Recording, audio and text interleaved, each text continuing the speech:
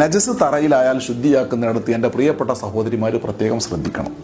അത് കുറേ വെള്ളം കൊണ്ട് വന്നതുകൊണ്ടോ നനഞ്ഞ ശീലയെടുത്ത് ഒപ്പിയത് കൊണ്ടോ മഫ് കൊണ്ട് അതങ്ങ് നീക്കിയത് കൊണ്ടോ ഒന്നും ശുദ്ധിയാകൂല. നേരെ മറിച്ച് ഒരു ഉണങ്ങിയ പേപ്പർ, ടിഷ്യൂ പേപ്പറോ മറ്റോ അല്ലെങ്കിൽ ഉണങ്ങിയ ശീലയോ എടുത്തുകൊണ്ട് ആദ്യം ആ നജസ് ശരിക്കും ഒപ്പിക്കളയുക. എന്നാലും അതിൻ്റെ നിറോ രുചിയോ മണോ അവിടെ ബാക്കിയുണ്ടാവും. അപ്പോൾ കുറച്ച് വെള്ളം അതിലേക്ക് ഒഴിവാക്കിയിട്ട് വീണ്ടും അത് ശരിക്ക് തുടച്ച് കളയുക. ഇപ്പോൾ അവിടെ ആ നജസിൻ്റെ നിറവുമില്ല, രുചിയുമില്ല, മണവുമില്ല, പക്ഷെ ശുദ്ധിയായിട്ടില്ല. ആ നിറവും രുചിയും മണവും ഇല്ലാത്തതിനെ കുറിച്ച് ഹുക്മിയ നജസ് എന്നാണ് അറബി പറയാം.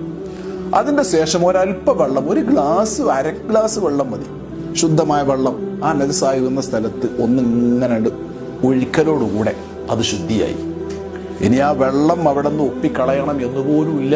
ഒപ്പിക്കളഞ്ഞാൽ നന്നായി. ഞാൻ ഒന്നുകൂടി ശ്രദ്ധിക്കാൻ വേണ്ടിയിട്ട് സഗൗരവം ഉണർത്തുന്നു. നജസിലേക്ക് കുറെ വെള്ളം ഒഴിച്ചുകൊണ്ടോ നജസ് അങ്ങ് തോത്തിക്കളഞ്ഞത് കൊണ്ടോ ഫാൻ ഇട്ടത് കൊണ്ടോ സ്പ്രേ അടിച്ചത് കൊണ്ടോ ശുദ്ധിയാകൂല.